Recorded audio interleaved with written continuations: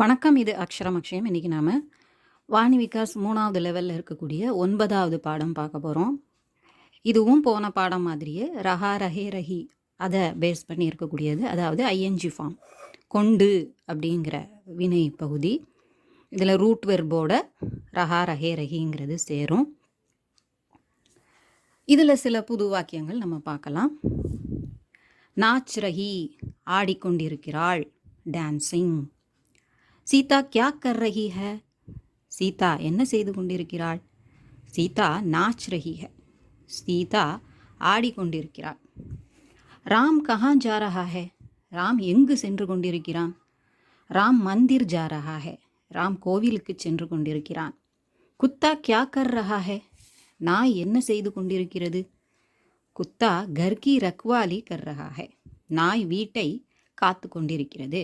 இப்போ கர்கின்னு வந்திருக்கிறதுக்கு காரணம் ரக்வாலி அப்படிங்கிறது பெண்பால் வார்த்தைங்கிறதுனால வீட்டின் காவலை செய்து கொண்டிருக்கிறது அப்படிங்கிற மாதிரி அந்த வாக்கியம் இருக்குது.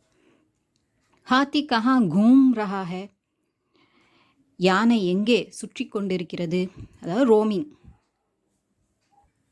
ஹாத்தி ஜங்கல் மே கூம் ரஹா ஹை, யானை காட்டில் சுற்றி கொண்டிருக்கிறது.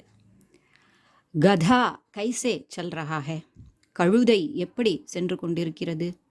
கதா மஸ்தி சே சல் ரஹா ஹை, கழுதை மகிழ்ச்சியுடன் சென்று கொண்டிருக்கிறது. விஜய் முகேஷ் சே கௌன் மில் ரஹே ஹை, விஜய் முகேஷை யார் சந்திக்க சென்று கொண்டிருக்கிறார்.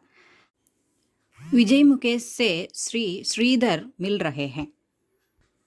சுஜிதா கித்னே கானே கா ரஹி ஹை, சுஜிதா எத்தனை பாட்டு பாடிக்கொண்டிருக்கிறாள். சுஜிதா 4 கானே கா ரஹி ஹை, சுஜிதா 4 பாட்டு பாடிக்கொண்டிருக்கிறார். பாடல் அப்படின்னு நம்ம சொல்லலாம் தமிழில். இன்னும் நல்லா சொன்னால் 4 பாடல்கள் பாடிக்கொண்டிருக்கிறாள் அப்படிங்கும்போது இன்னும் கரெக்டாக இருக்கும். பாலக் கௌன்சா கேல் கேல் ரஹா ஹை, சிறுவன் என்ன விளையாட்டு விளையாடி கொண்டிருக்கிறான். முதல்ல உள்ள கேல் நவுனாக இருக்குது, பெயர் சொல்லாக இருக்குது. இரண்டாவது வரக்கூடியது வினை சொல்லாக இருக்குது. கேல் விளையாட்டு, இன்னொரு கேல் ரஹாஹேல உள்ள கேல் விளையாடி கொண்டிருக்கிறான். பால கிரிக்கெட் கேல் ரஹாஹே, சிறுவன் கிரிக்கெட் விளையாடி கொண்டிருக்கிறான். பாலிகா கஹா கேல் ரஹி ஹை, சிறுமி எங்கே விளையாடி கொண்டிருக்கிறாள்.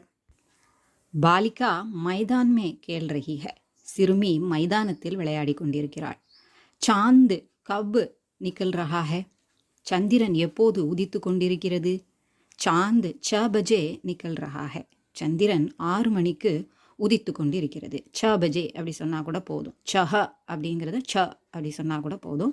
அல்லது சே, ஏன்னா அந்த ஹ அப்படிங்கிறது சவ சே அப்படின்னு ஆகும். எப்படி நம்ம ர ஹ தா அப்படின்னு இருக்கிறத ரெஹத்தாஹேன்னு சொல்கிறோமோ, ப ஹ இன் அப்படிங்கிறத பெஹன்னு சொல்கிறோமோ, அதை மாதிரி இதை எடுத்துக்கலாம்.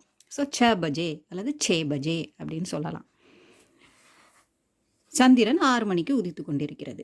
சாந்து கியா ஃபைல் ரஹா ஹை, சந்திரன் எதை பரப்பி கொண்டிருக்கிறது. ஃபைல் ரஹா ஹை அப்படி தான் சொல்லணும், ஃபைல் அப்படின்னு சொல்லக்கூடாது.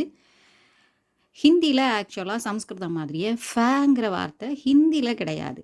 அந்த ஃபேங்கிறது பெர்ஷியன் லாங்குவேஜில் இருந்து வந்த வேர்டை உபயோகப்படுத்துகிற இடத்துல மட்டும்தான் ஃப. நம்ம உபயோகப்படுத்தக்கூடிய பல் அப்படிங்கிறது ஃபல் கிடையாது. ஏன்னா அது நம்ம சம்ஸ்கிருதத்துலேருந்து பலம் அப்படிங்கிற வார்த்தையிலேருந்து தான் வந்தது. நம்ம தமிழ்லையும் பழம் அப்படின்னு நம்ம சொல்கிறோம். ஸோ அது அகிரிணையில் இருக்கக்கூடியது நபும்சக லிங்கம்னு சொல்லி சம்ஸ்கிருதத்தில் பலம் அப்படின்னு நம்ம சொல்லுவோம். ப அப்படின்னு தான் சொல்லணும், பிஹெச் தான் போடணும். சில இடத்துல பிஹெச்சை தாண்டி எஃப்னு போடுற அளவுக்கு அதை சீர்குலைச்சி வச்சுருக்குறாங்க. ஸோ அதில் நம்ம கவனம் வைக்கணும். நம்ம தான் நம்ம மொழியை காப்பாற்றணும், வேறு யார் காப்பாற்ற முடியும் இல்லையா. நம்மளே கரெக்டாக சொல்லலைன்னா ஃபாரினர்ஸ் இதை கற்றுக்கும்போது எப்படி கரெக்டாக கற்றுக்குவாங்க. சரி, சந்திரன் எதை பரப்பி கொண்டிருக்கிறது. சாந்த் பிரகாஷ் ஃபைல் ரஹா ஹை, சந்திரன் ஒளியை பரப்பி கொண்டிருக்கிறது. அடுத்ததாக இருக்கக்கூடியது அச்சி ஆதத்தே, நல்ல பழக்கங்கள், குட் ஹேபிட்ஸ் அப்படின்னு பிக்சர் கொடுத்துருக்குறாங்க. இது நீங்களாக வாக்கியம் அமைக்கலாம். தூங்குற மாதிரி இருக்குது, அதாவது தூங்குறதுல இருந்து நம்ம ஆரம்பிக்கலாம். காலையில் அந்த படுத்திருக்கிற மாதிரி படம் காமிச்சிருந்தாலும் நம்ம சுப ஜல்தி உட்டோ அல்லது உட்னா சாகியே அந்த மாதிரி வாக்கியங்கள் நம்ம இஷ்டத்துக்கு அமைச்சிக்கலாம். பட் அந்த வரமுறையை நம்ம சொல்லணும். காலையில் இருக்கக்கூடிய நல்ல பழக்கங்கள், அந்த ரொட்டீன்னு சொல்கிறோம் இல்லையா, காலை வழக்கம், அதை நம்ம வரிசையாக சொல்லணும். அவ்வளோதான். நீங்கள் எந்த மாதிரி வாக்கியம் வேணால் அமைக்கலாம். அதை ஒழுங்காக மீன் பண்ணுற மாதிரி இருந்தால் போதும். சௌச்சாலய ஜாவோ, शौच करो, अच्छे से नहाओ, नाश्ता करो,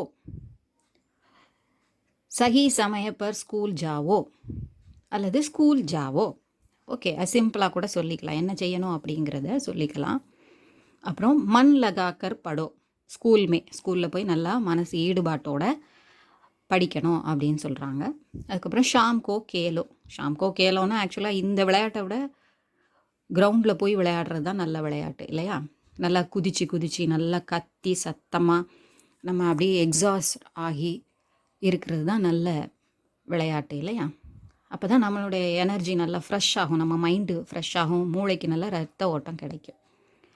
அதுக்கப்புறம் திரும்ப ராத்கோ ஜல்தி சோவோ அப்படின்னு சொல்லி அதே இடத்துல வந்து நம்ம முடிச்சிடலாம். ஓகே, இது உங்களுக்கு உபயோகமாக இருக்கும்னு நினைக்கிறேன். பிடிச்சிருந்தா லைக் பண்ணுங்கள், ஷேர் பண்ணுங்கள், சப்ஸ்கிரைப் பண்ண எல்லாருக்கும் நன்றி. வணக்கம், தன்யவாத்.